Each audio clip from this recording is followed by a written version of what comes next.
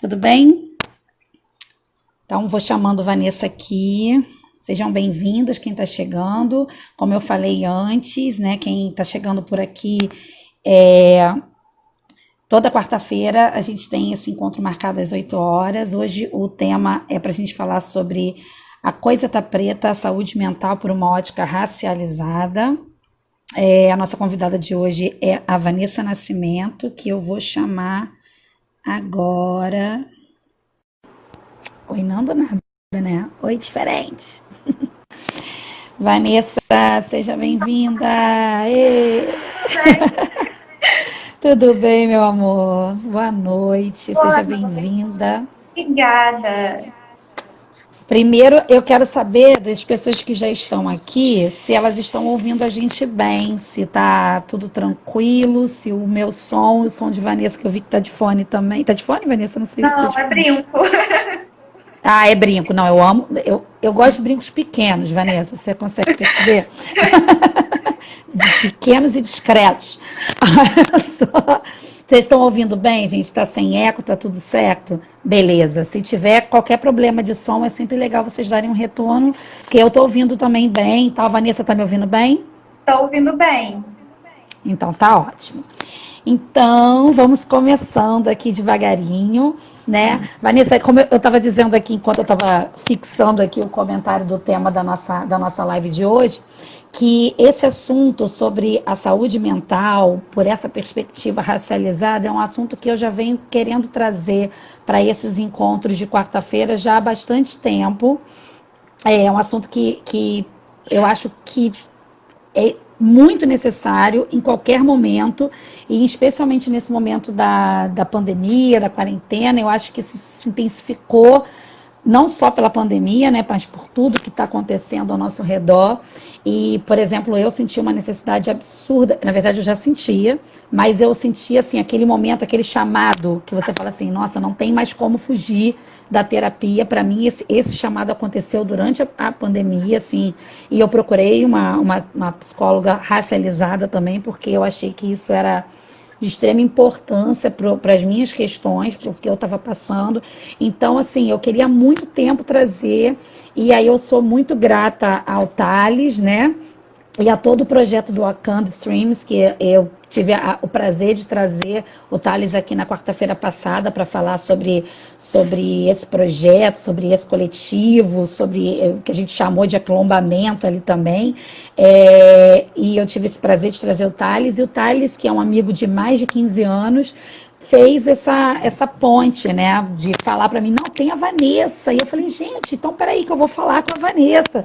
E a gente se falou e você prontamente aceitou, e eu sou extremamente agradecida por isso, tá? Então, de antemão, eu já quero começar te agradecendo por você ter aceitado o convite. Eu é que agradeço o convite. É sempre um prazer enorme para mim falar sobre essas questões, levantar essa bandeira. Então, assim, muito, muito obrigada. É sempre uma oportunidade, né? Que bom, que bom. Tomara que, eu tenho certeza, tomara não, tenho certeza que vai ser um papo bem legal, e todo mundo que ouvir vai sair daqui com uma troca grande. Também quem não puder ver agora, ao vivo, e for ver depois gravado, também vai poder ter esse momento de troca com a gente. Bom, tem gente que está chegando por aqui, que rostinhos que eu não conheço, então que devem estar vindo pelo seu perfil, né? Então, para me apresentar também para as pessoas que vão ver depois, e que não me conhecem porque estão vindo pelo seu perfil, isso é maravilhoso também. Eu sou Luana Rodrigues, eu sou professora, eu sou percussionista, compositora, escritora, eu sou um bocado de coisa, mãe, e estou tentando, assim, cada vez mais me integrar dentro da mulher preta que sou, assim. Então, essa tá sendo a minha grande busca do momento, é cada vez mais entender e perceber o que eu posso fazer para contribuir no meu autoconhecimento e para o autoconhecimento das outras pessoas também. Então, por isso que tem essa ideia dessas lives de quarta-feira, que começaram sem nenhuma pretensão e acabaram virando uma rotina e que faz muito bem para minha cabeça também, já que a gente está falando, já que eu estou falando aqui como uma psicóloga, faz muito bem para minha cabeça. E Vanessa, vou apresentar aqui, vou pegar minha colinha, tá bom? Vanessa Nascimento, ela é psicóloga social em formação, é pós-graduada em Africanidades e Cultura Afro-Brasileira, psicóloga clínica em Miguel Pereira e Patido Alferes e atuante em movimentos antirracistas. A Vanessa é formada na Universidade de Vassouras e ela foi a primeira pessoa no curso de psicologia da Universidade de Vassouras a apresentar um trabalho de conclusão de curso trazendo a temática do racismo e da mulher negra, né, mais profundamente. E o TCC dela, né, no trabalho de finalização de curso, tem como título A Coisa Está Ficando Preta. E por isso que a gente traz aqui no título da nossa live essa expressão a coisa tá preta, que a gente vai falar mais sobre ela um pouquinho mais à frente, né? Porque traz o título desse TCC da Vanessa, que, poxa vida, o primeiro TCC dentro de uma universidade de psicologia voltado para o olhar para a mulher preta, né? E, consequentemente, para tudo que cerca essa mulher preta, que é o homem preto, que é o filho preto, que é o corpo preto e tudo mais que a gente sabe que vem junto. Então, isso é uma coisa linda, assim. Eu chamei Vanessa antes de saber disso, né? E eu estava hoje reouvindo os áudios que nós trocamos no começo para poder pegar, fazer o roteiro que que eu ia falar, que eu queria te perguntar. E aí eu ouvi o áudio que a gente troca os primeiros áudios, aí você conta essa segunda parte, né, da sua história. E eu falo, nossa, agora eu quero muito mais ainda falar com você, porque já era incrível, agora ficou mais incrível ainda, entendeu? Então, primeiro, também, novamente, parabéns por você ter tido essa iniciativa, porque é uma iniciativa de coragem, porque a gente sabe que a academia, ela é, por excelência, branca, né? E não olha com tão bons olhos assim coisas novas, novidades, transgressões, entendeu? A gente sabe muito bem disso, e isso acontece em qualquer área, né? Eu sou da área de letras, você é na área de psicologia, e não é diferente. Então, assim, parabéns por você ter tido a coragem de ter levado esse trabalho à frente, de ter defendido, e tomara que você publique logo esse artigo, que é maravilhoso. E aí, Vanessa, antes a gente vai falar também muito do seu TCC mais à frente, mas aí, para começar a nossa conversa, eu queria muito que você falasse do antes, né? Do antes, assim, a gente estou falando já aqui desse spoiler da sua iniciativa, do, do seu estudo, da sua pesquisa no TCC, mas eu queria saber antes, assim, eu sei, porque a gente trocou essa ideia, que você inicia esse trabalho racializado em 2017, né? E aí eu queria saber, assim, queria que você trocasse aqui com a gente, o que te incentivou a começar essa perspectiva de fazer esse trabalho, da necessidade desse trabalho racializado, o que na sua questão pessoal te incentivou a querer dividir isso com todas as possíveis pessoas que lerem o teu artigo, e, enfim, todos os teus estudos daqui para frente. Então, eu acompanhava aqui no Instagram uma série em tirinhas. E essa série tem uma personagem negra que tem uma vida afetiva desapegada. Ela não se apaixona por ninguém, ela nunca mantém um relacionamento afetivo. E até então aquilo para mim era uma coisa que eu via e eu não me chamava atenção, eu não via como algo diferente. E aí um dia eu li os comentários, porque mais uma vez o autor contava que ela teve um relacionamento e ela estava indo embora e o rapaz ficou desolado. E eu fui ler os comentários por acaso e ouvi duas mulheres negras falando sobre o assunto e questionando o autor das tirinhas de que ele estava hipersexualizando essa personagem e alimentando o estereótipo que trazia como consequência a solidão da mulher negra.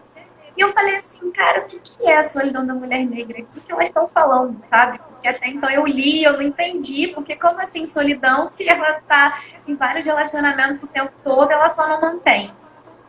E aí eu comecei a pesquisar sobre a solidão da mulher negra e eu acabei encontrando muitas coisas que eu acabei me identificando de início. Eu falei assim, nossa, eu já passei por isso, eu entendo isso, eu sei como é isso. E aí, pesquisando mais a fundo o que era a solidão da mulher negra, eu percebi que isso vai de encontro a muitos outros aspectos da vida da mulher negra. Isso vai de encontro à questão estética, isso vai de encontro à questão afetiva, isso vai de encontro à questão não só do mercado matrimonial, mas também da maternidade negra. Então, é como se toda a vida da mulher negra circulasse em torno dessa questão da solidão. E aí eu falei, então, para eu entender a solidão da mulher negra, eu preciso entender quem é essa mulher preta. O que ela sofre? Eu preciso entender a história dela desde o período da escravidão. E aí, pesquisando, lendo, eu fui me entretendo, interagindo, conversando com amigas minhas pretas, e elas dizendo para mim, sim, eu me identifico com isso, eu também passo por isso. E eu falei, então caminho. Se eu me encontrei aqui, não foi por acaso, se as minhas amigas se encontraram aqui, não foi por acaso, então eu vou pesquisar, eu vou dar continuidade. Só que eu comecei ali, dentro de um nicho da vida da mulher negra, que é a solidão, e eu fui abrindo para outras coisas. E aí, a partir daí, eu comecei a pesquisar e eu comecei a me entender como uma mulher negra, como uma mulher preta, e comecei a fazer pesquisas, eu me tornei negra, né? Então, foi a partir dessa questão da solidão. E aí teve também, esse relato é maravilhoso, assim, eu acho super necessário já.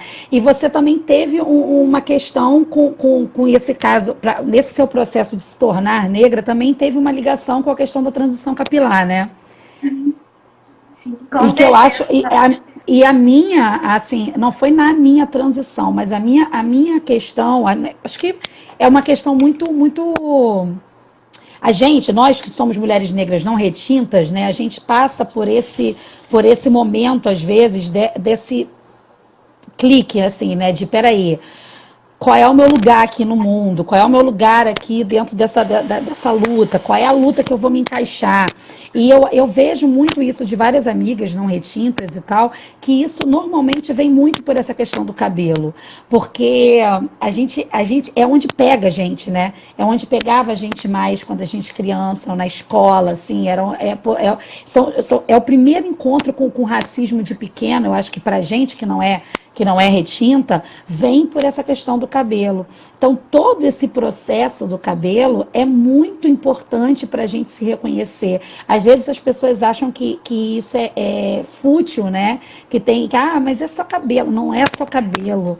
Nossa, o cabelo tem uma importância tão grande para a gente, tão grande, porque ele consegue, às vezes, assim, colocar a gente tão para baixo, né? Assim, ele faz a gente se sentir tão pequena por muitas vezes, assim, por tudo que a gente escuta, né? E isso eu acho incrível, assim, a gente ter tido essa troca, você ter falado da importância da transição capilar para você, porque foi muito importante para mim também. E a minha demorou, assim, eu tive altos e baixos até chegar nesse momento, assim. Você tem quantos anos, Vanessa? Você é novinha? 23. Ai, meu Deus, 23, Brasil! Para! Então, eu tenho 36, Vanessa. Então, assim, quando eu era mais nova, que você nem era nascida ainda, ainda era muito mais intensa essa questão do cabelo, assim, usar o cabelo natural era algo, assim, que não se pensava, sabe? Não se cabia muito nisso, era muito difícil. Então, é também, ao mesmo tempo, interessante ver como que você, tão mais nova que eu, né, 13 anos mais nova que eu, você passa pelas mesmas questões, né? Então, é muito importante esse reencontro que a gente vai tendo com a nossa identidade, com a nossa humanidade, com a nossa ancestralidade também, por meio de tudo isso que a gente vai reencontrando na gente mesma, né? E que tiram da gente ao longo da nossa vida, né? Então, beleza. Aí a gente chega lá, vamos dar esse pulo para o seu TCC. Então, você começa a fazer todo esse trabalho, né, voltado já para as questões raciais, voltado para esse olhar para a mulher preta, para essa questão toda que envolve a solidão da mulher preta.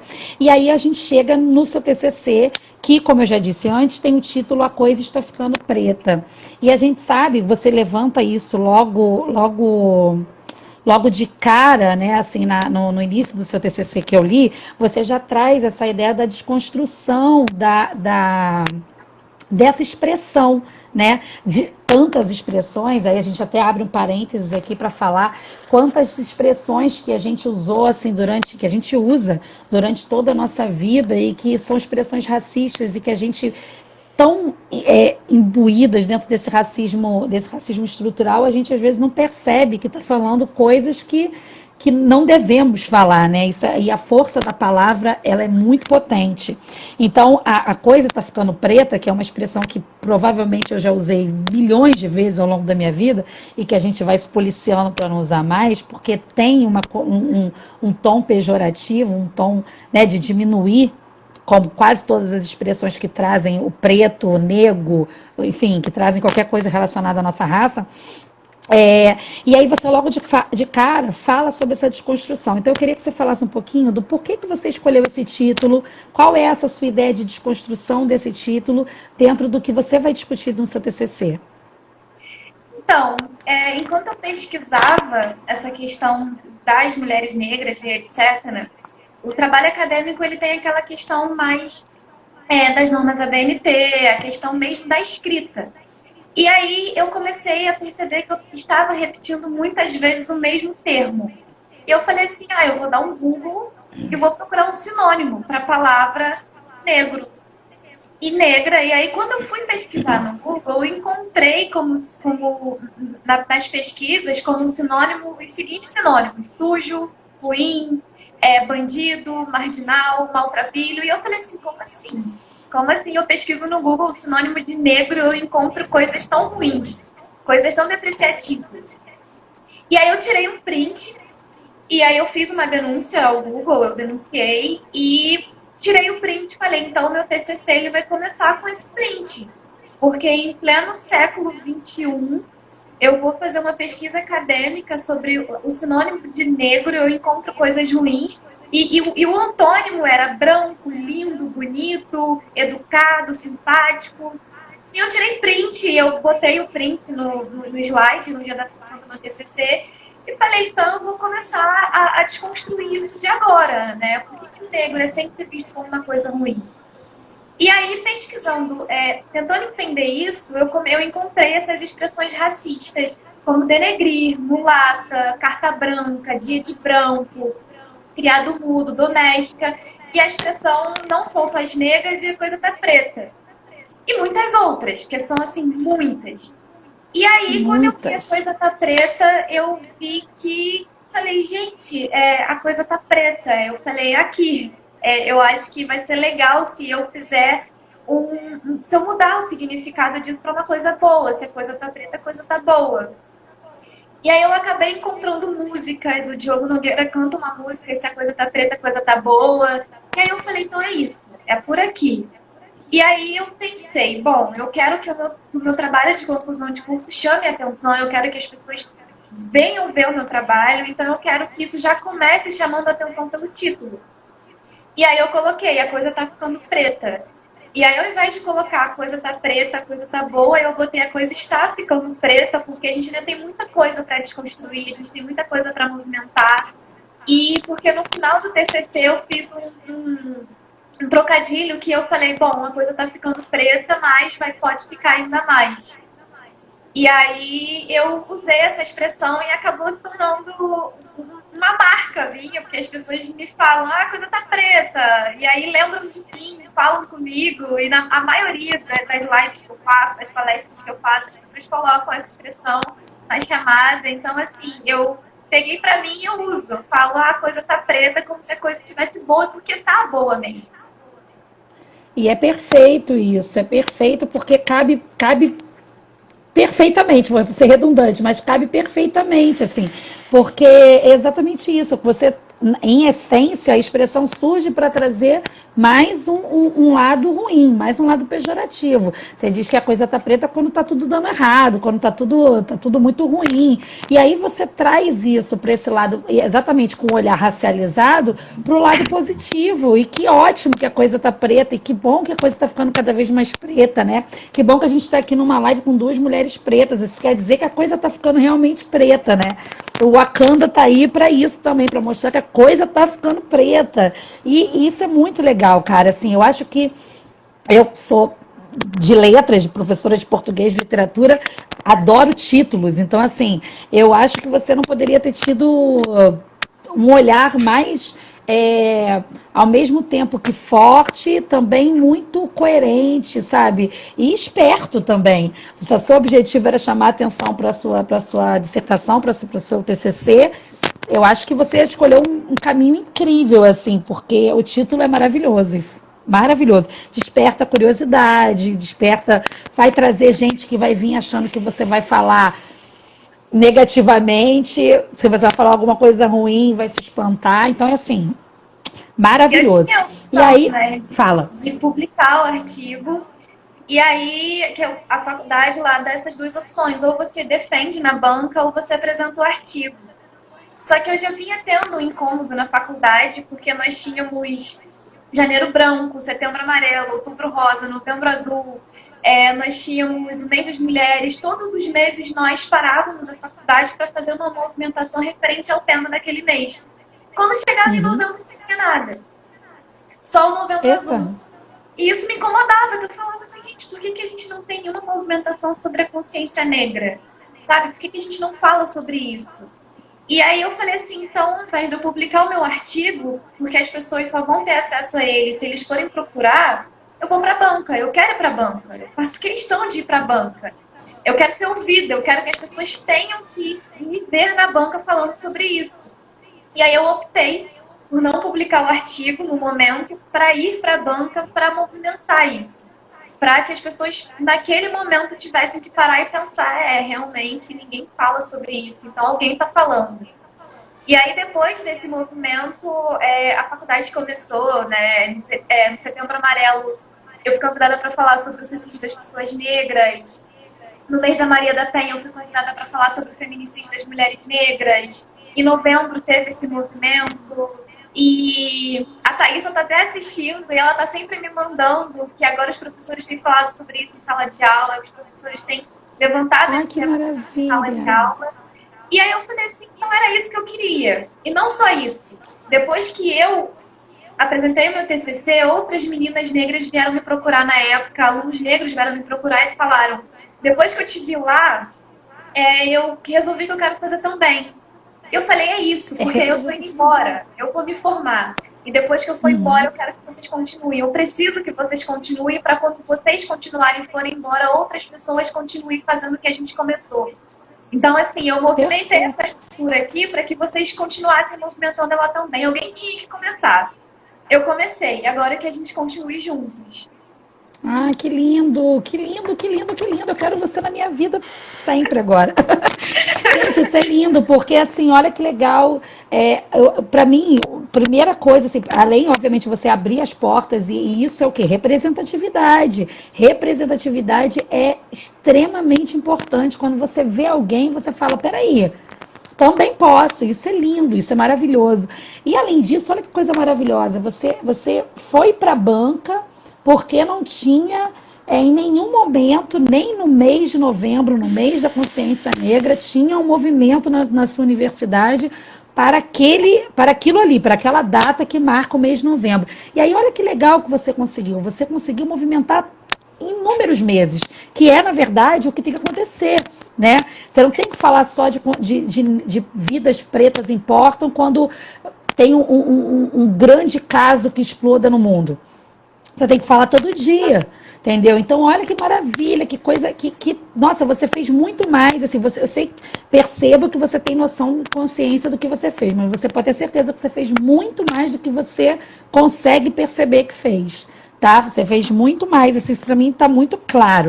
E aí, assim, voltando para o seu TCC ainda, deixa eu abrir aqui, eu já deixei no esquema, mas no esquema aqui, peraí, foi. Eu queria só, para a gente comentar aqui mais um ponto que eu julguei bastante relevante na sua escrita, que é toda relevante, deixa eu chegar para cá para o lado um pouquinho para eu poder ler.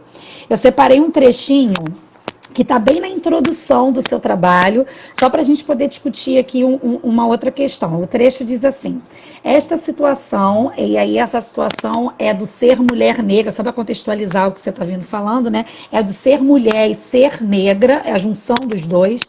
Essa situação que vem sendo perpetuada na sociedade desde o período da escravidão faz com que o corpo da mulher negra pareça existir com a única função de servir, sendo assim profundo e íntimo ser uma mulher negra em uma sociedade marcada por raízes tão opressoras e estruturantes. Torna-se imperativo resgatar a sua identidade como sujeito. O motivo para a escolha do tema perpassa justamente pela necessidade do lugar de fala para a população negra. A população negra é colocada em um lugar de não pertencimento, de subalternidade e de silenciamento.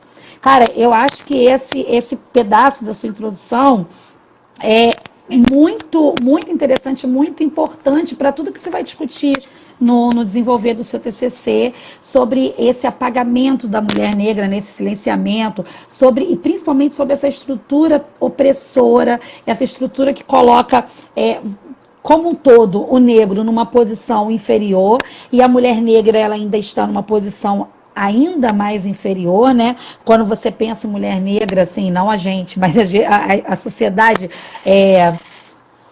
a sociedade totalmente voltada para esse olhar ocidental que a gente vive. Quando ela pensa em mulher negra, ela ainda pensa naquela mulher empregada doméstica, naquela mulher que vai estar em casa com um monte de filhos, cuidando dos filhos, sabe, aquela mulher que ou que vai ser mãe solteira, ou que vai estar morando sempre num lugar mais humilde, que não vai ter uma profissão acadêmica, vamos dizer assim, com nível superior e tudo mais. Ainda é esse primeiro olhar que a sociedade branca joga para cima da gente. E você fala no seu TCC muito sobre a importância do empoderamento dessa mulher preta, né? E eu vejo, assim, quando a gente fala de empoderamento, a discussão é muito mais ampla, né, do que a gente às vezes comenta e vê falar e vê comentar em redes sociais e em mídia e tal. Quando a gente fala de empoderar, a gente está falando por vários motivos. O empoderar não é só a mulher assumir o seu cabelo natural e se achar bonita e beleza, mas isso também é empoderamento, né? É dar oportunidade para essa mulher de ingressar no mercado de trabalho, é dar oportunidade para essa mulher enquanto intelectual, né? A gente tem aí tantas escritoras incríveis que só foram ser reconhecidas com mais de 50 anos, sabe? Que foram ser lidas no meio acadêmico ontem, entendeu? Então, assim, a gente fala de empoderamento, a gente está falando de todos esses caminhos de se empoderar alguém. E aí eu queria que você falasse um pouco dessa sua discussão do seu TCC sobre essa questão da importância do empoderamento para as mulheres e principalmente por esse olhar seu da psicologia também. Então, a mulher negra ela é marcada por muitos estereótipos, como você falou. Tem muitos estereótipos que atravessam um pouco dessa mulher preta. Então, ela tem a função de servir, muitas das vezes, ainda por cima, servir calada, ela é objetificada.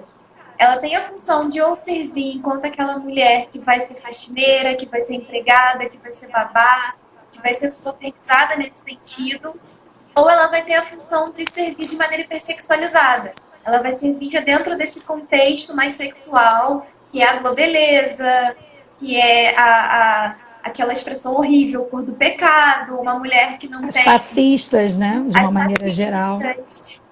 E aí eu comecei a pensar assim, gente, porque assim, é uma coisa que as pessoas se perguntam, você deve sambar muito, né? E eu falo, não, gente, eu não sei sambar. E aí, pensando nessas coisas, você vê o quanto a gente é marcada por estereótipos, porque assim, uma mulher negra de pele retinta, ela é sempre colocada na questão da objetificação para serventia enquanto faxineira. Uma mulher negra de pele mais clara, ela já é colocada na função da hipersexualização. E aí eu falei assim, tá, mas a gente não é só isso, a gente é muito além disso. E cadê os outros lugares que a gente pode ocupar? Cadê os outros espaços onde as mulheres negras estão? Por que a gente sempre está dentro desse espaço de 8 ou 80?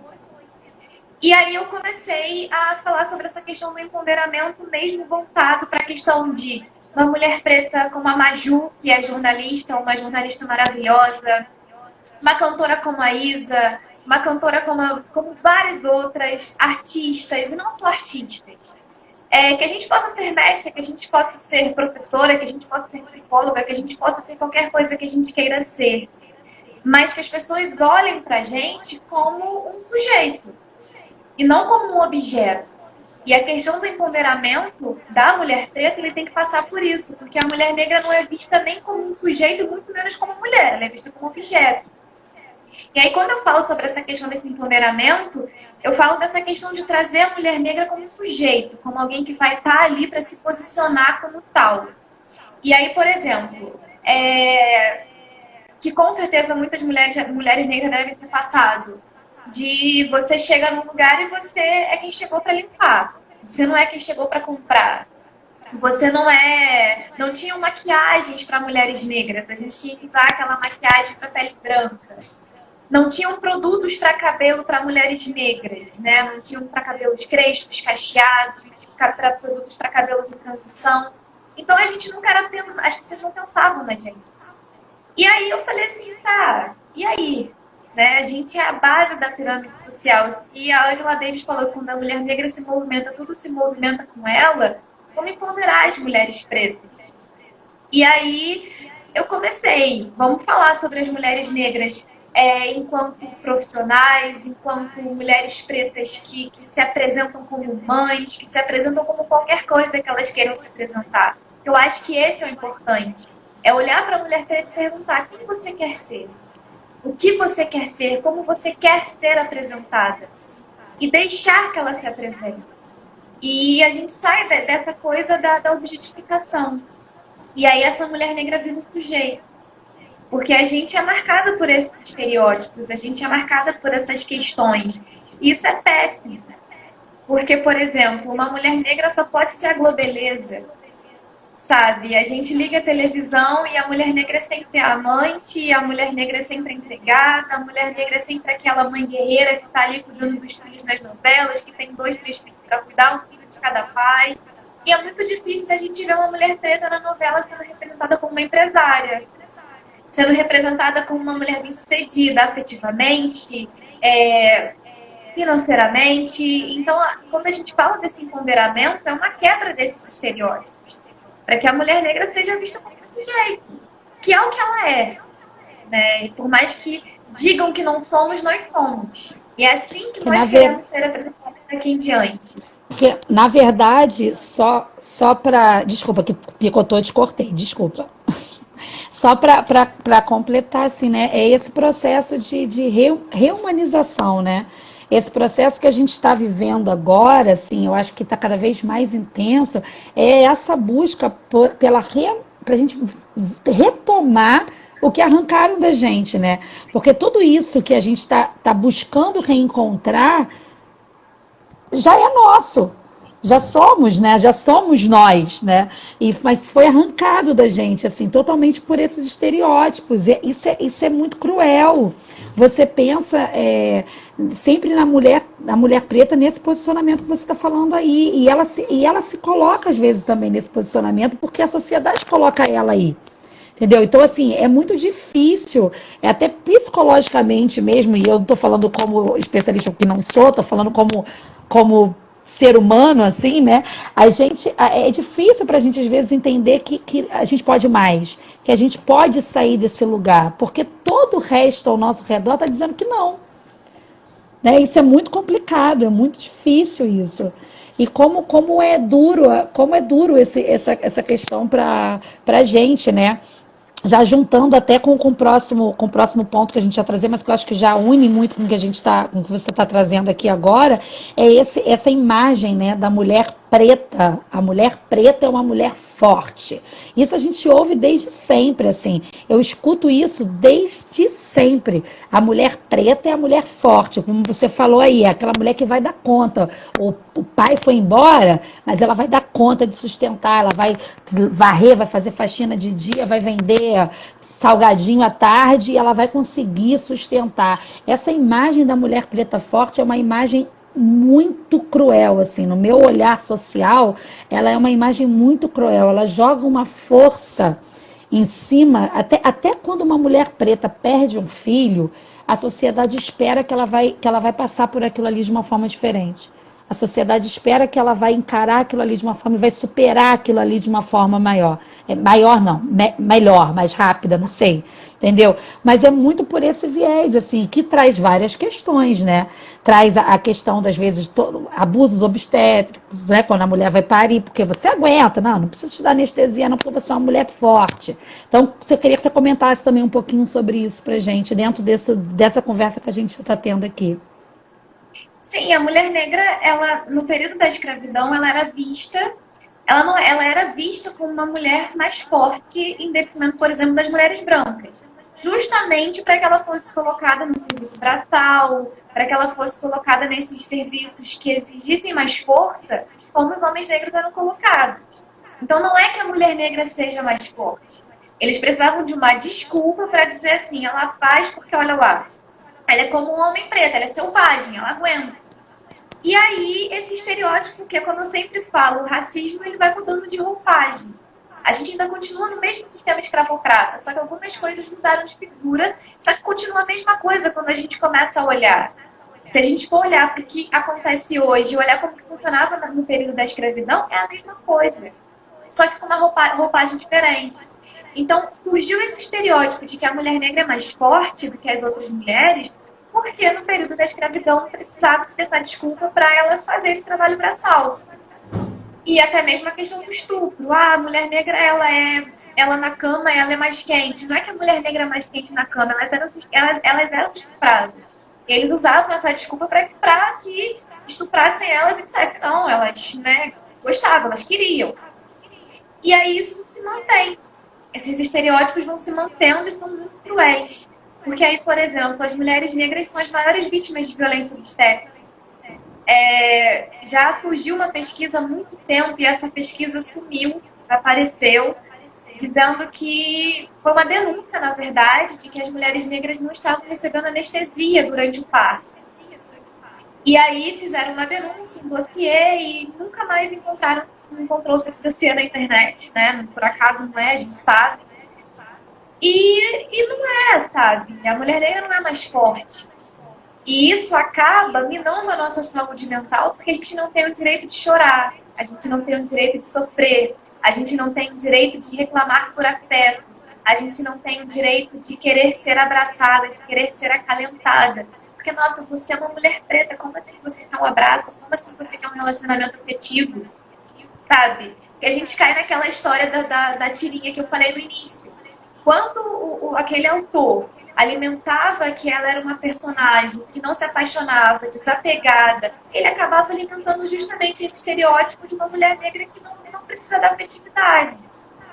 E isso faz com que a gente caia em muitos aspectos. O preferimento da mulher negra, o celibato definitivo ao qual as mulheres negras são impostas, a falta de apoio emocional e muitas outras coisas. Justamente porque você pega esses estereótipos e você impõe, né? É isso e acabou. Você aguenta, você não chora, você não sofre, você não sente, sabe? Eu sempre falo para as pessoas, a mulher negra é a base da pirâmide social, mas isso não pode ser romantizado. Não pode colocar isso como se a mulher negra tivesse que carregar o mundo nas costas e fazer a diferença sozinha, porque não é assim que funciona. A gente precisa entender, sim, que a mulher negra é a base da pirâmide social, mas ela é a base da pirâmide social porque ela tem que resistir a duas desigualdades diferentes, que é o machismo e o racismo. E não é pra gente romantizar e falar assim, olha lá, a mulher negra tá na base, o mundo tá nas costas dela. Não. É pra gente olhar e falar assim, ótimo, então a gente já entendeu que a mulher negra tá na base da pirâmide social. Então o que a gente pode fazer para acabar com isso? Eu acho que esse estigma da mulher preta forte caminha muito junto também com outro estigma, que agora na sua fala me veio à cabeça, da mulher preta raivosa, né? Que também tem muito disso, assim, ah não, nossa, Aí traz muitas consequências, até mesmo que você falou do celibato, eu me lembrei disso, assim. Porque você tem muito essa questão assim, de que a mulher preta é braba, porque a mulher preta é difícil de lidar, é difícil de conviver, o que muitas vezes acaba justificando essa mulher estar sozinha, essa mulher não conseguir ter relacionamentos duradouros ou usando a expressão popular, segurar um casamento ou construir a família novamente depois de algum término, ou enfim. Então, assim, é outro estigma também que é cruel, né? Social e cruel, que só colabora para a gente continuar ali nessa base da pirâmide e não conseguir se erguer, né?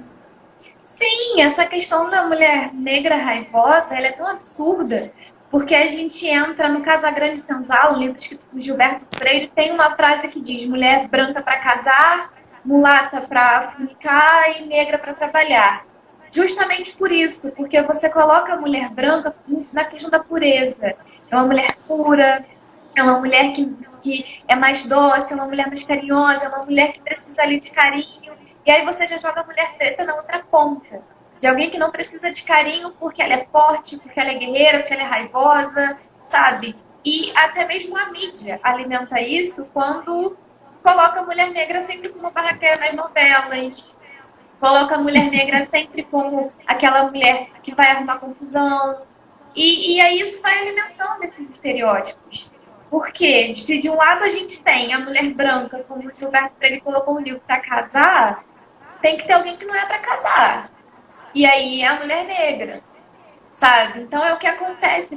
Todos esses estereótipos vão alimentando essa questão do quê? De que a mulher negra vai ser amante, a mulher negra vai ser aquela para o relacionamento casual, a mulher negra vai ser hipersexualizada, e aí você vai lá e coloca a mulher branca no símbolo da pureza.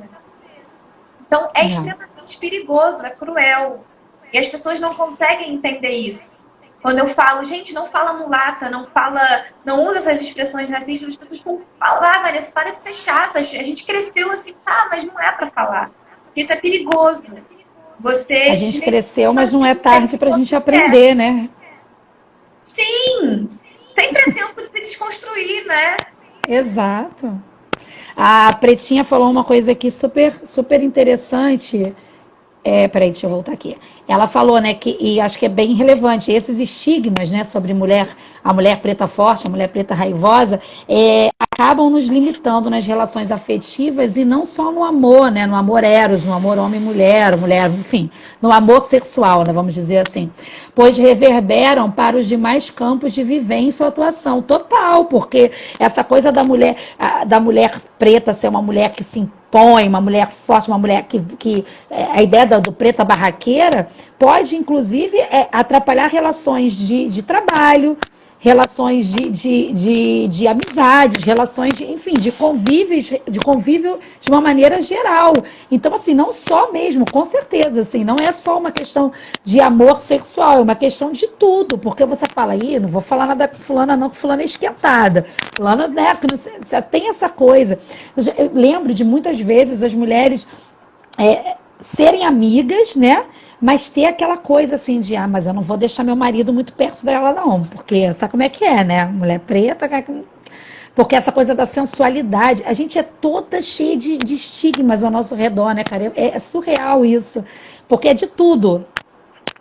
Para cada uma tem cada uma vai se encaixar num, como você falou aí antes, né? Da questão da mulher mais retinta, ela tá mais ligada a essa questão de servir, a outra mais ligada para a hipersexualização. Gente, é surreal, assim. A gente tem que lutar muito para acabar com esses estigmas, né, Vanessa?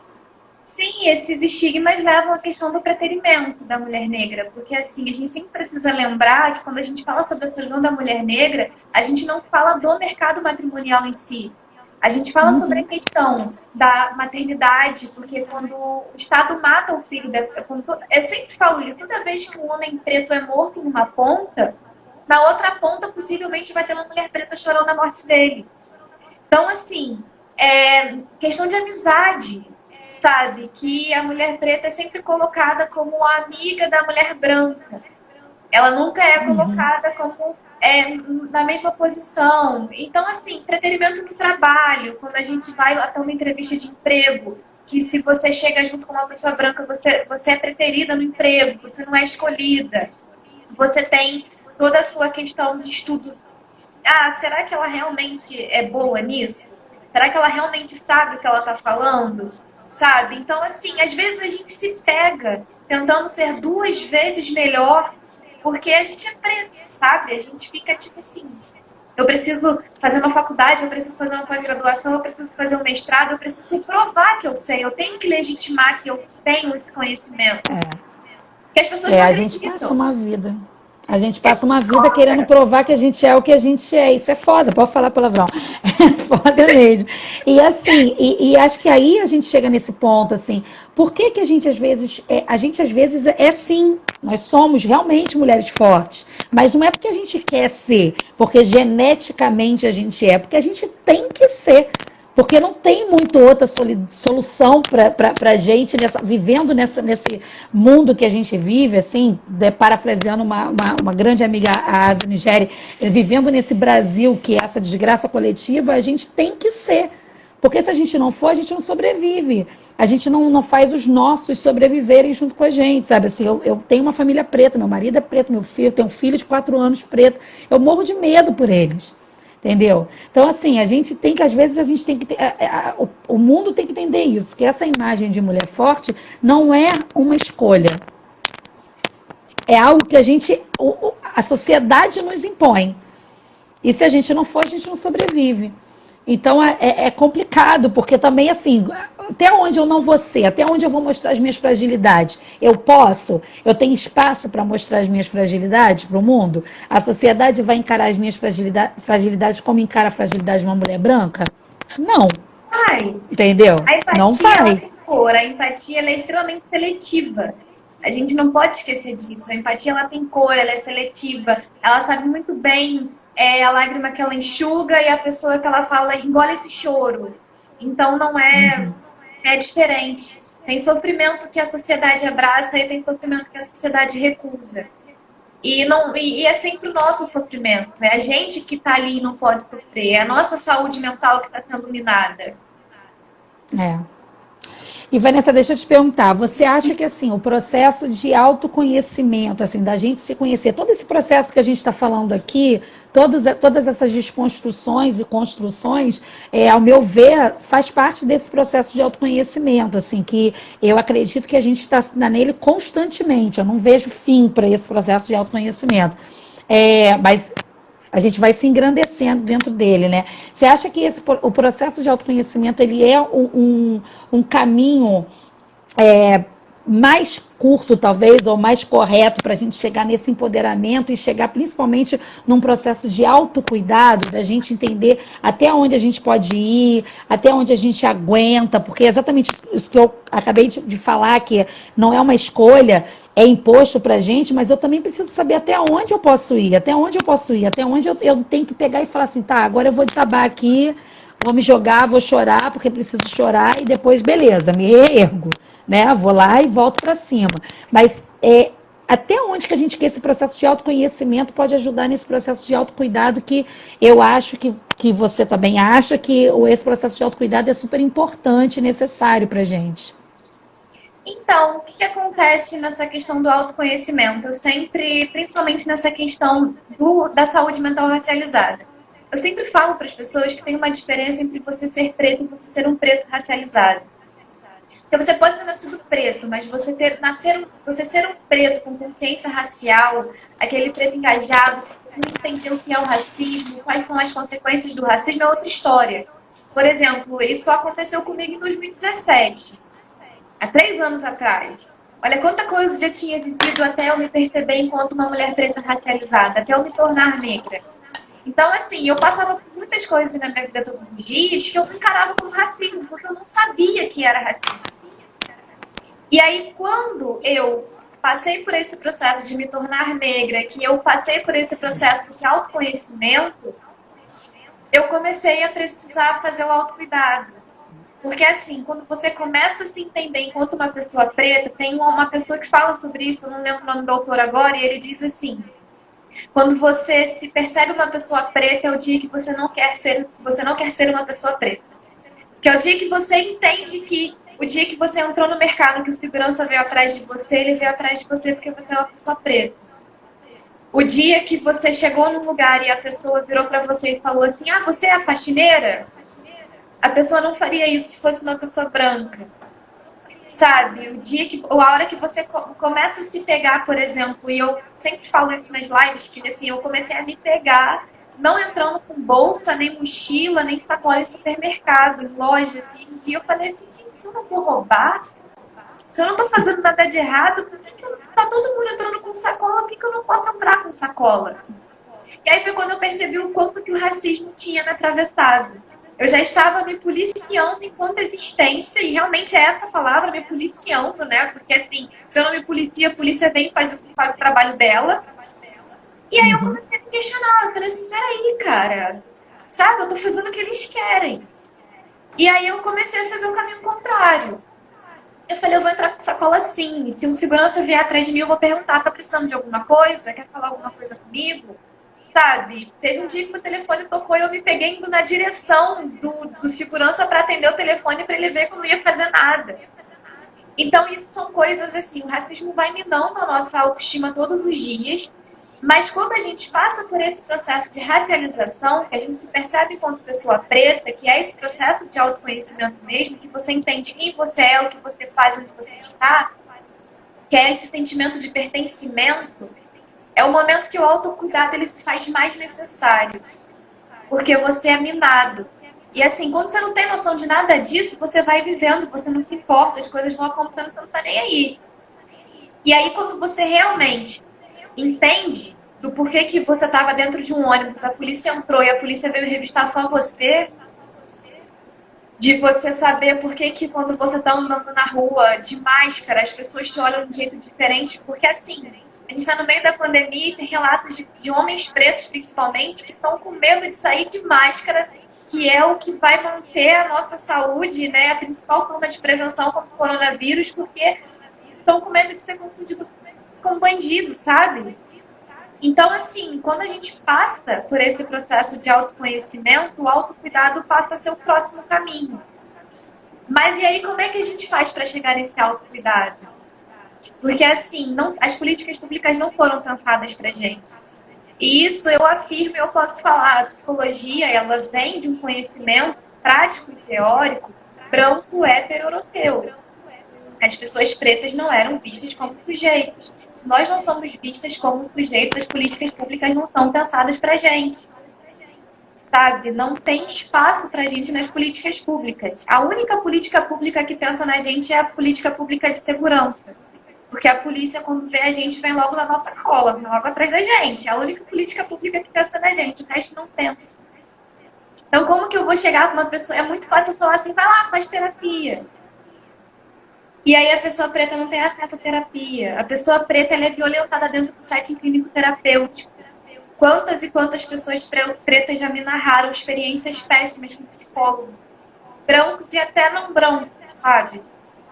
E aí eu sempre falo, quando a gente fala em saúde mental racializada, a gente não está falando que psicólogo preto vai atender paciente preto, psicólogo branco vai atender paciente branco. Não é isso. A gente está falando que o racismo precisa ser pensado em comportamento psíquico. Porque, por exemplo, eu passo por esse processo de autoconhecimento. Me percebo enquanto mulher preta. Isso dói. E aí eu vou procurar o autocuidado, que na maioria das vezes é através da terapia. Aí eu chego no sexo clínico terapêutico e estou violentada. E aí? Por que a maioria das pessoas pretas estão procurando psicólogos pretos? Por uma questão não só de identificação, mas pelo que a Uma Piedade chama de dororidade. A gente se encontra na dor. Então, eu acredito que é muito mais fácil um preto entender o que eu estou falando do que um cara branco. Sabe? Porque assim, eu sempre falo, gente, se fosse só chamar um negro de macaco, seria mais fácil da gente lidar com isso. Mas o problema é o olhar. É quando você está andando na rua e aí a pessoa te olha e você entende que aquele olhar é um olhar de... Olha ali aquele preto, tá vendo? Sabe? E que só um outro preto vai entender que olhar é esse que eu tô falando. que as pessoas brancas não entendem. Elas não entendem, por exemplo, como esses estereótipos machucam, sabe? Então, assim, é por isso que tem tido essa coisa da racialização dos atendimentos. Por isso que a gente tem procurado falar em psicologia preta, por isso que a gente tem procurado falar em descolonização da psicologia, por isso que a gente tem procurado fazer um outro tipo de uma outra psicologia, né? Que eu sempre falo que eu fujo muito do setting clínico tradicional e eu abro para outros caminhos. Eu faço um outro tipo de atendimento, por isso que eu falo em psicologia social e não falo em psicologia clínica puramente, porque nós somos atravessados pelo social. Eu sempre falo, eu parto de uma ferida pessoal e vou de encontro a uma ferida coletiva que é o racismo. E aí, quando eu faço isso, eu preciso entender que eu, enquanto psicóloga social, posso fazer muito mais do que enquanto só psicóloga clínica.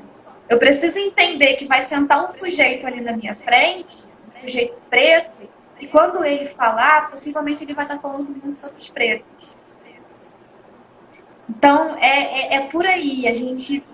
O autoconhecimento, ele é um caminho para o autocuidado, sim. Mas desde que a gente consiga ter esse autocuidado com as portas abertas. Sabe? Isso não acontece. A psicologia ainda é elitista. Então, o sofrimento, ele ainda é branco, hétero, europeu. E se a gente, por exemplo, se eu por exemplo, gente, eu só fui ouvir falar em Virginia Bicudo, que tem ela é uma grande referência para psicologia, num congresso. Eu não Como tinha chama? ouvido Porque falar A Maíra tinha perguntado aqui quem era tipo Freud, né, da psicologia preta, quem é o grande nome? Você diria esse nome? Então, como chama? Virginia Virginia Bicudo? Eu fui a um congresso e ouvi falar sobre ela. E aí eu dei uma palestra no passado na faculdade, foi a primeira palestra que eu fiz falando sobre mulheres negras para a faculdade. Eu perguntei assim, quem conhece a Virginia Bicudo aqui?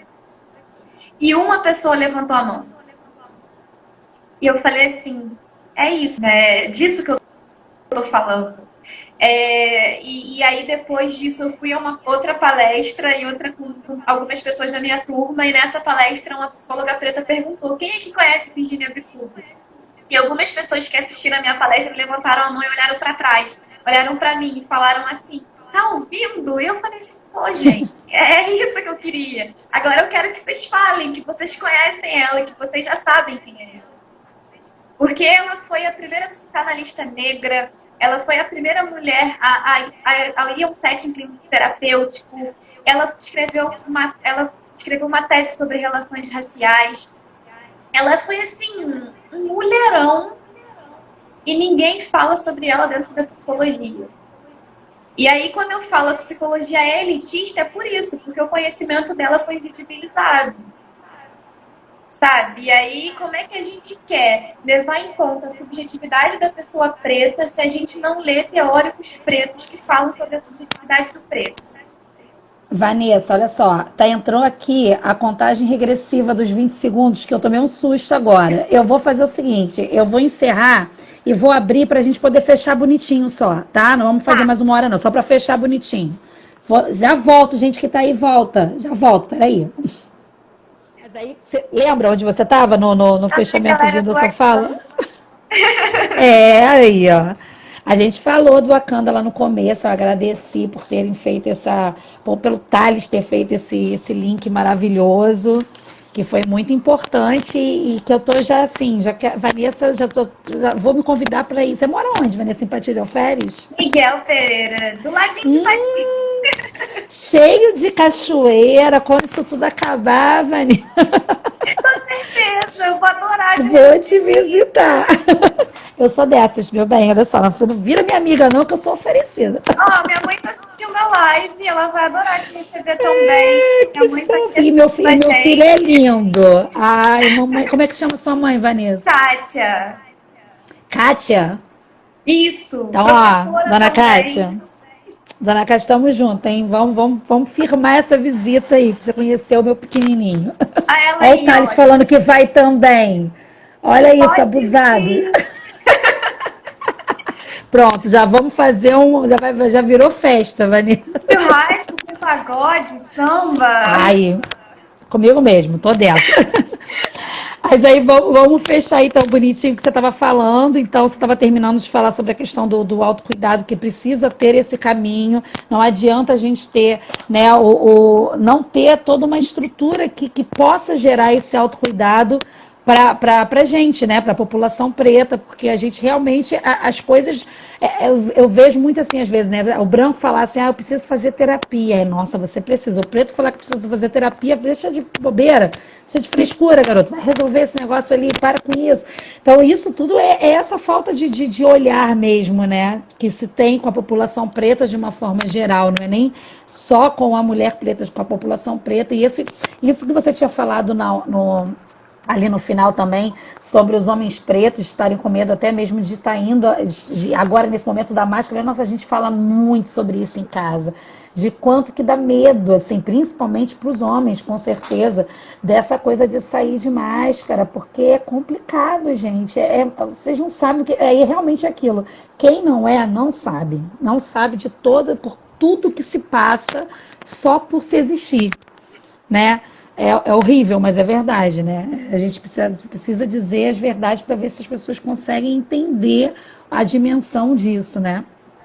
Sim, e no caso dos homens pretos, a questão do acesso à terapia é ainda mais difícil por conta da masculinidade. O homem não é visto como um ser frágil, não é visto como assim, o homem chora, olha só, o homem não chora, para de chorar. Então, o acesso desses homens à terapia é ainda mais difícil. Porque, assim, para um homem chegar e dizer que está fragilizado, que está vulnerável, já é muito difícil. Imagina ele tomar a coragem de sentar no set de terapêutico e falar, olha, eu estou sofrendo, está doendo e eu preciso falar das minhas dores. Então, assim, se de um lado a gente precisa desconstruir esse estereótipo da mulher preta guerreira que não sofre, do outro lado, a gente precisa trabalhar essa masculinidade do homem preto para que ele acesse a terapia. Porque ele não acessa. Justamente porque tem essa história de que homem não chora. E isso não existe, né? Eu acho que a psicologia preta ela tem feito um trabalho bem legal nesse sentido, porque a gente fala do silêncio dos homens, a gente fala desse lugar de não sofrimento, de alguém que não pode sofrer, de alguém que não pode chorar. Através da psicologia preta, eu tenho visto que tem rolado muitas rodas de conversa entre homens. Até no YouTube, gente, tem um documentário maravilhoso chamado Silêncio dos Homens. É maravilhoso. E eu acho que todo mundo tem que assistir, porque quando eu vi aquele documentário, eu me apaixonei. Eu falei, é sobre isso. A gente tem que falar sobre essa masculinidade frágil. A gente tem que falar sobre esse homem. Que homem é esse que não chora, se ele é um ser humano? Então, como a gente fala... depois eu falo. Quando a gente fala desse homem preto, é pior ainda. Né? Porque ele é visto dentro daquela ótica do homem selvagem, do bruto. É aquela coisa daquela coisa hipersexualizada, do negão. Isso que eu ia falar. Sim, porque isso é importante a gente levantar, assim, porque o homem, a gente fala muito da hipersexualização da mulher preta, que obviamente existe, é real e é potente e nos fere muito enquanto mulheres pretas, mas existe também uma super hipersexualização do homem preto. Só que aí a gente tem o quê? Aquele homem, o homem preto que é hipersexualizado e que ele tem esse lado do machismo, que obviamente também o domina, porque ele está sendo criado dentro da visão ocidental, machista, e que aí ele precisa provar essa hipersexualização, né? E essa hipersexualização, ela também traz isso, de não poder chorar, de ter que pegar um monte de mulher, de ter que ser, né, o comedor, o que não sei o quê. Isso também é uma ferida muito grande. É esse homem preto sendo dominado por essa visão ocidental de machismo supremo, assim. Isso é muito importante falar disso, é muito importante o homem preto começar a entender isso, que isso também constitui o ser que ele é, né, dentro da sociedade que a gente vive. A gente tem um artigo chamado Pênis Sem Falo. A gente encontra esse artigo na internet. Eu tenho ele em PDF. Pênis Sem Falo. Pênis Sem Falo. A gente fala que o homem preto é o pênis sem falo porque ele não gosta dos privilégios que o homem branco goza. Então é importante a gente ter isso em mente. Tem diferença entre você ser um homem branco e você ser um homem preto. Porque, por exemplo, o homem preto ele é extremamente hipersexualizado e tem gente que acha, ai, mas pô, fala que o cara tem um pênis grande, isso é ruim? É, porque ele é visto dentro dessa ótica pura e simplesmente um homem que não pode conquistar uma mulher porque ele é um cara carinhoso, ele é um homem bonito, sabe? E aí a gente tem essa questão do pênis em falo porque é um homem, mas que não tem poder. É um homem que dentro dessa estrutura patriarcal, ele não tem a mesma força que o homem branco tem. Ele não gosta dos mesmos privilégios que o homem branco goza. Então, assim, ele não produz o machismo, ele reproduz. Porque para quando a gente produz o machismo, a gente tem que ter benefício em cima daquilo. Então, quando a gente reproduz porque a gente foi criado dentro dessa cultura. Por exemplo, quando as pessoas falam assim, o negro também é racista. Não é. O negro pode reproduzir o racismo, mas ele não produz o racismo, então ele não pode ser racista, porque ele não se beneficia dessa estrutura, ele não se beneficia desse poder. Então ele só está reproduzindo. A gente não pode dizer que uma mulher é machista. A mulher não é machista, ela está reproduzindo o machismo, porque ela não se beneficia dessa estrutura machista. A estrutura machista acaba com a mulher. Então a gente precisa ter isso em mente. A gente não pode nunca esquecer desses pequenos pontos que fazem essas diferenças entre um homem preto e um homem branco, uma mulher preta e uma mulher branca, uma mulher preta e um homem preto, todas essas diferenças. Quando a gente racializa e faz essa intersecção de gênero e raça, a gente consegue ver essas diferenças. Sim. Não, perfeito, é isso aí. Eu acho que bom que a gente falou sobre isso, que eu acho que também é bem importante. Aí, só para a gente poder fechar, então, para também não te tomar todo o tempo do mundo, queria só que você falasse, assim, um pouquinho, então, assim, sei lá, deixasse alguma... Porque, deixa eu explicar, porque eu pensei da gente falar sobre a questão do agora, né, trazer para esse tempo de pandemia, assim, como eu falei lá no começo, eu falei para você, eu comecei terapia agora, né, nesse processo da quarentena. Eu cheguei no meu limite, assim, eu pensei, caraca, vou surtar se eu não tiver a troca com alguém que saiba falar para mim ali com um olhar específico, um olhar de trabalho, né, sobre o que eu estou sentindo e tal.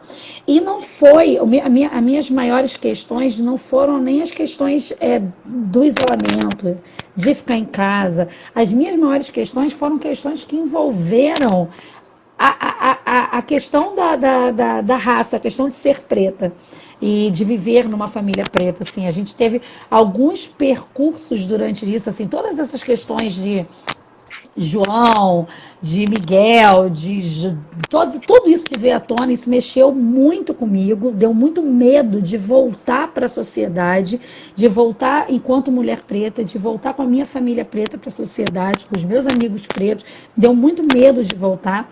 E aí eu cheguei num ápice, assim, de que a gente sofreu um racismo muito forte durante essa quarentena dentro da nossa própria casa, assim. Dentro da nossa própria casa, a gente, resumidamente, assim, a gente passou por uma denúncia anônima que não tinha o menor cabimento, que a polícia bateu na porta da minha casa buscando o meu marido como se ele fosse um traficante de drogas.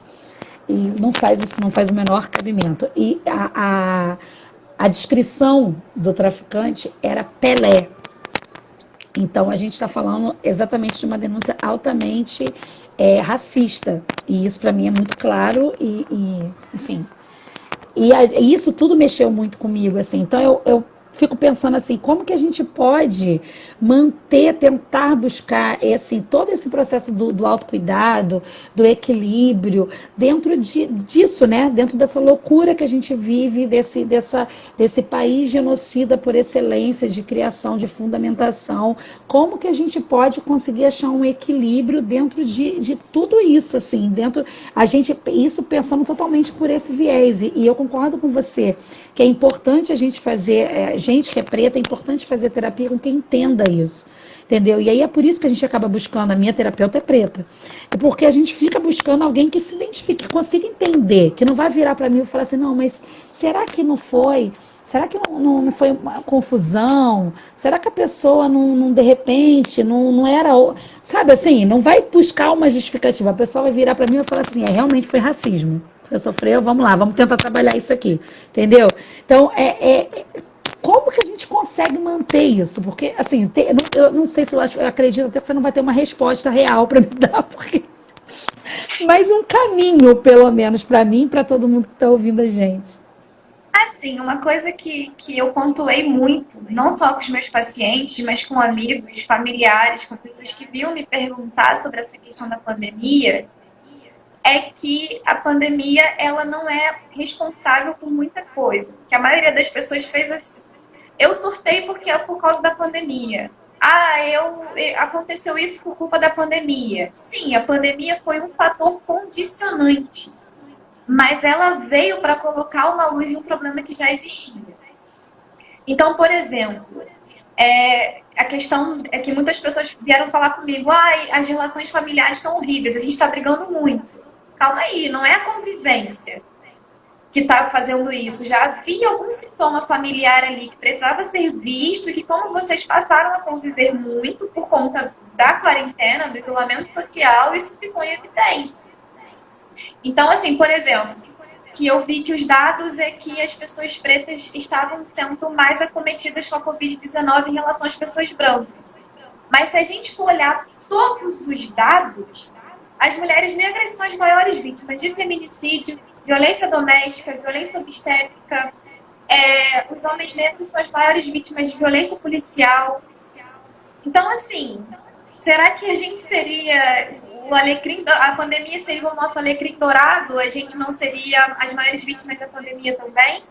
Sabe? Faz sentido a gente ser as maiores vítimas da pandemia a partir do momento em que nós somos vítimas as maiores vítimas em outros dados também. Nós somos maiores vítimas em outros dados, porque não temos acesso às políticas públicas. As políticas públicas não nos acessam. Então, consequentemente, a gente vai ser vítima, vai ser protagonista em taxas mortas, em taxas moribundas, em taxas violentas. Isso é uma realidade. E aí, o que começa a acontecer? Aí vem a pandemia. A gente já está estressado, a gente já está chateado, a gente já está beirando ali as taxas de desemprego, e a pandemia vem e coloca uma luz e empurra. Ela foi empurrando. E aí você começa a ter, por exemplo, como eu tinha falado, a questão do homem preto que não quer sair de casa de máscara porque ele não quer ser confundido como bandido, porque o rosto dele precisa estar à mostra. E aí como que eu falo para esse homem preto? Você tem que se proteger, você tem que usar máscara, porque é uma das maiores formas de proteção que a gente tem agora. E ao mesmo tempo eu falo, mas aí você tem que proteger a sua vida da polícia. Como que fica a cabeça desse homem preto, sabe? Como que fica a cabeça da mulher preta quando o cara sai de casa? O filho sai de casa, o marido sai de casa com uma máscara. Então a gente começa a ter a nossa saúde mental minada. Uma coisa que já estava sendo minada antes, a gente já vinha tendo outros problemas antes, a gente já vinha enfrentando outras mazelas sociais antes, e aí a pandemia vem e é tipo assim, mais uma coisa, dentre tantas outras. E aí, que saúde mental que aguenta uma coisa dessa, sabe? E aí, assim, quando as pessoas me perguntam, assim, as pessoas me perguntam de um lado, em todas as palestras que eu faço, sempre vem essa pergunta. O que a gente pode fazer para acabar com isso? Muito pouco. Sabe? Eu acho que a única coisa que a gente poderia fazer é resetar o país e começar do zero. O mundo. A gente vive um mundo racista, nossa estrutura é racista. A gente não pode praticamente... É como se a gente estivesse de mãos atadas mesmo. É como se a gente não tivesse muito o que fazer. A gente se sente vulnerável, a gente fica cansado. E parece que quanto mais a gente faz, mais as coisas pioram. E isso significa que, como o racismo é estrutural, a gente pode cruzar os braços e ficar olhando? Não. O pouco que a gente faz a diferença sim. Então, por exemplo, para a pessoa preta, uma boa estratégia de enfrentamento, que ajuda muito a saúde mental, é o aquilombamento. É você formar redes de apoio, é você encontrar outras pessoas pretas, é você ser... a gente ser um apoio do outro. Isso que a gente está fazendo aqui é uma estratégia de aquilombamento. São duas mulheres pretas que estão se abraçando. Sabe? O projeto do Wakanda Streamers é uma estratégia de aquilombamento maravilhosa. São vários e vários pretos dentro do Wakanda Streamers se empoderando, se abraçando, sendo uma família, sendo um porto seguro, sabe? se recebendo, se percebendo, se valorizando, se celebrando, que é o mais importante. Então, assim, por exemplo, eu tenho um projeto onde eu atendo pessoas trans pretas. Quando eu abri as Sim. portas do meu consultório para essas pessoas trans, eu fiz uma estratégia de aquilombamento. Eu trouxe essas pessoas pretas para mim e eu falei assim, vem, gente, eu atendo vocês, eu recebo vocês, eu escuto o sofrimento de vocês, sabe? E isso é fundamental. Nossa, é muito legal. A gente depois tem que marcar outra live para falar sobre esse seu projeto que surgiu agora durante a pandemia com as pessoas trans. Eu tenho uma queridíssima amiga, que é a Dani Balbi, que ela é uma mulher trans e a gente fez uma live pelo Moça Prosa com ela, que foi muito maravilhosa, e ela falou muito sobre isso, assim, sobre o acesso à saúde, né? E a gente fala de psicologia, a gente está falando de saúde também, o acesso à saúde para essas pessoas trans, mulheres e homens trans, porque como que eles sofrem abusos quando vão buscar a saúde, como é difícil para uma mulher trans, por exemplo, buscar uma ginecologista, um ginecologista, e todos os sentidos, todos os ramos da saúde. Então, assim, nossa, como é importante você ter essa iniciativa de falar com as pessoas trans e que precisam muito desse acolhimento psicológico e nos outros campos também, mas você pode oferecer psicologicamente falando. Então, assim, como é importante isso, assim, porque com certeza uma forma de aquilombamento e um super passe para o processo de humanização, de reumanização dessas pessoas também, que já são afastada da questão da humanização por serem trans, por essa sociedade homofóbica, transfóbica e tudo mais, e sendo negras ainda, isso se intensifica ainda mais. Pô, é lindo esse teu trabalho, parabéns de novo, mais uma vez. Obrigada. Eu sempre que não é uma coisa, eu conversei muito com o Thales, né? Assim, eu acho que eu não me sentiria uma boa profissional se eu não conseguisse abrir as minhas portas para quem de fato está precisando. Porque, por exemplo, o cara que já acessa a psicologia, ele vai acessar a psicologia independente da maneira como a psicologia se apresenta. Então, a gente precisa abrir as portas da psicologia para que todas as pessoas possam chegar. E foi uma coisa que eu falei com o Thales. A minha intenção, quando eu falo que eu não faço a psicologia tradicional, é dizer o seguinte: se você bater na minha porta e falar assim, Vanessa, eu vim com um amigo, que eu não consigo entrar sozinha, eu posso entrar com meu amigo? E eu vou falar, pode. Tudo bem para você entrar com seu amigo, tudo bem para seu amigo sentar aqui junto com você. Sim, então você vai entrar com seu amigo e você vai vir com ele 1, 2, 3, 4 sessões, 10 sessões, 2 anos. Até o momento que você falar, hoje eu vou entrar sozinha. Sabe? Então, eu sempre falo para as pessoas, o espaço da terapia é seu e que você precisa usar ele da melhor forma que você puder. Então, é o que eu procuro fazer. E eu acho que quando eu sempre digo, eu acho que se eu não acessar todas as pessoas que eu preciso acessar com a psicologia, eu não vou estar fazendo psicologia. Eu vou estar fazendo qualquer coisa, menos psicologia. Porque a psicologia fala de subjetividade. Subjetividade é isso, é subjetivo. É cada um com seu cada um, cada indivíduo com cada um. E aí, se eu pegar a psicologia e falar assim, olha só, para você acessar a terapia, você tem que vir sozinho, tal hora, pagar tanto e acabou. Isso é padronizar a psicologia. Que subjetividade é essa que a gente está respeitando, sabe? Então, eu acho que por que a psicologia ainda é algo que ninguém acessa? Porque, de certa forma, ela fala em subjetividade, mas padronizando essa subjetividade. Então, eu sempre falo, gente, que a maioria das pessoas fala, nossa, Vanessa, mas você faz N projetos de graça. Tá, gente, mas assim, eu sei que eu tô fazendo a minha parte. E eu acho que não adiantaria nada eu tentar aqui e falar assim, ó, R$ 300 a sessão, se vira aí para pagar. Isso não existe. Então, assim, é óbvio que eu tenho que ganhar o meu dinheiro, que eu tenho contas para pagar, eu tenho boletos vencendo, eu tenho, né, coisas para resolver. Né? A gente vive no mundo capitalista, então eu ainda preciso ganhar dinheiro. Mas, por exemplo, as pessoas trans, eu entendo a situação das pessoas trans hoje, eu entendo que são pessoas que não têm trabalho normal, são pessoas que não têm como pagar uma terapia. Como que eu vou chegar para uma pessoa dessa e dizer assim, olha só, a sessão é tanto? E ela dizendo pra mim, mas eu preciso conversar. E eu falo, mas a sessão é tão sabe, fala, não é assim que as coisas funcionam. Não é por aí. Então, assim, quando eu falo que eu fujo dessa psicologia tradicional, eu me aproximo da psicologia preta, eu falo disso. Para mim, isso é uma lógica muito mais colonizada. De quando você pega uma Total, psicologia e você bota ela ali dentro de uma. Isso é colonizar a psicologia. É elitizar a total. psicologia. E eu acho que não é o caminho. Então eu falo, gente, eu trabalho dentro de uma clínica. Né? Eu tenho meu consultório, mas eu faço uma psicologia social. Eu entendo que nós somos atravessados por questões sociais, por coletivos. E aqui dentro, a minha intenção é fazer um trabalho de aquilombamento.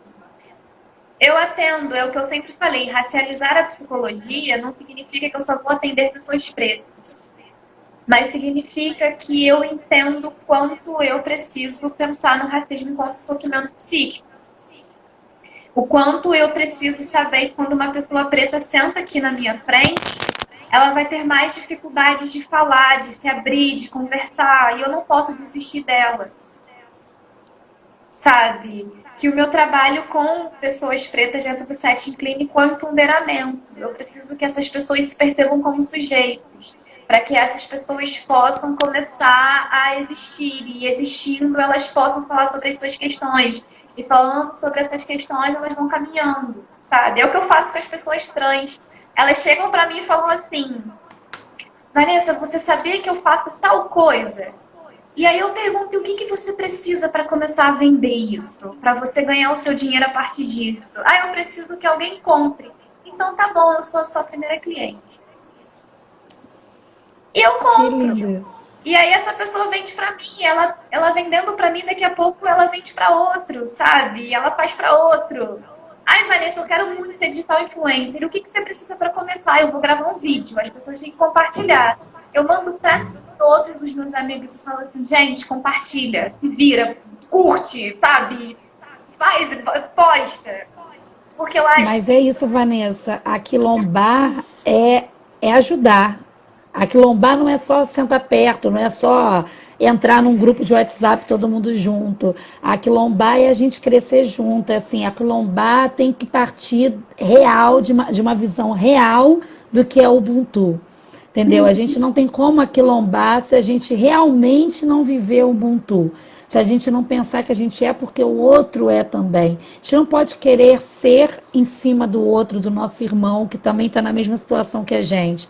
A gente tem que subir junto, entendeu? Quando a gente, às vezes, eu falo muito sobre. Não gosto de usar sororidade, a palavra sororidade. Eu, Luana, eu não gosto. Eu uso muito e gosto muito do conceito da Vilma, que eu também conheço já há bastante tempo, e gosto bastante de sororidade, porque acho que é isso, a gente se entender, a gente entender tanto as nossas potências, as coisas positivas que nos geram, nos movimentam e nos acendem o sol, né, da nossa existência, quanto também as nossas dores, porque as nossas dores, elas são muito o que a gente é enquanto pessoa preta, porque infelizmente elas também nos compõem desde sempre, desde quando fomos retirados de nossa terra. Então a gente precisa entender e compreender que quando a gente fala de aquilombamento, a gente está falando disso aí que você está dizendo, desse movimento lindo que você está fazendo, de ajudar, né? E você ajudando, você está sendo super ajudado. Eu tenho certeza que você também se sente super engrandecida dentro da sua profissão, sente que, caramba, estou fazendo valer, estou no caminho certo, porque eu vejo isso quando em sala de aula com os meus alunos, assim, especialmente com os meus alunos do ensino público, eu vejo isso, assim, todas as vezes que um aluno vira para mim e diz, nossa, você fez isso por mim, você me ajudou isso, eu falo, caramba, que bom, né? Assim, que bom que eu estou aqui, que bom que eu fiz isso, que bom que eu entrei na sala de aula, que bom que eu ofereci a minha mão para ajudar naquele momento ali. Então, assim, eu acho muito, muito legal isso que você falou, porque é isso, aquilombar é a gente pensar no real sentido de Ubuntu. Se a gente não pensa, se a gente quer aquilombar pensando que a gente precisa ser mais que o outro, aparecer mais que o outro, passar por cima do outro, a gente não entendeu nada. A gente não está entendendo o real sentido de aquilombamento. Entendeu? Então, assim, e por isso que a gente está falando do Wakanda, assim, essa coisa da troca, né? Poxa, eu preciso disso aqui. Quem é que tem alguém que sabe me ajudar a fazer isso aqui? Vai aparecer alguém que vai te ajudar a fazer aquilo ali. E é isso, porque a gente tem que ir todo mundo junto, né? O que adianta? Não adianta. A gente tem pessoas pretas bem-sucedidas, de destaque e tudo mais, mas não adianta só uma, duas, um casal. Não adianta, entendeu? Tem que vir todo mundo, tem que subir todo mundo junto. E, Quem poxa vida, que dera, né? trabalho. Que o Quem dera, Wakanda claro. fosse mundo, né? Porque assim, se a gente aprendesse a ser como o Wakanda Streamers é, o mundo seria um lugar maravilhoso.